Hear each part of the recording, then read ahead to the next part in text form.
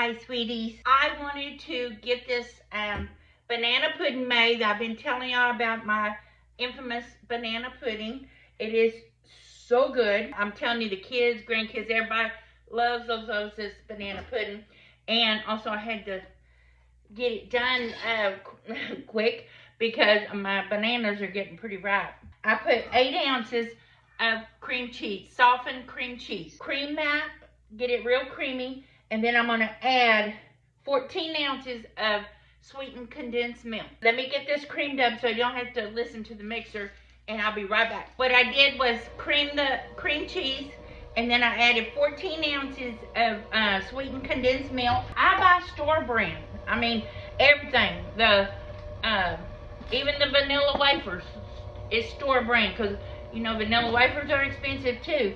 In a separate bowl, you're going to put a cup of milk and one of the small instant vanilla pudding, and mix it together. Just whisk it together. And then I'm going to take a cup of milk, and it's just, I actually had 2% milk because that's what I have in my refrigerator. That's what I drink, but whole milk is even better.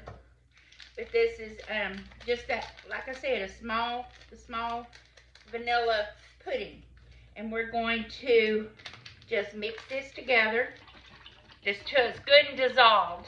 And I like to get it, just where it gets a little thick consistency, almost pudding consistency. And I hope everybody's having a wonderful weekend. It's still cold. Still cold here. I'm just not a cold weather person. I grew up on the bay down there at Galveston Bay. And we're gonna mix this together. Put that into your cream cheese mixture. Just give that a good mix right there. And now, nobody said this was a diet banana pudding. You're talking about good and creamy, and it is just delicious. We're gonna add a small container of Cool Whip, and just take the container and let it thaw out. I had to let mine thaw out because it was frozen. You're just gonna fold it in there. Ooh, that looks so good. But once I get this done, then you just layer the vanilla wafers, bananas, this mixture. Do it again and again and again until you get it all filled up. So I'm gonna do that, and I'm gonna be right back, and I'll show you what it looks like once I get it all put together. This is what it looks like.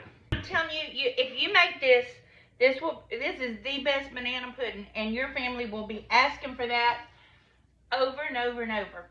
I just layered it. Like I said, I used 4 bananas in this one.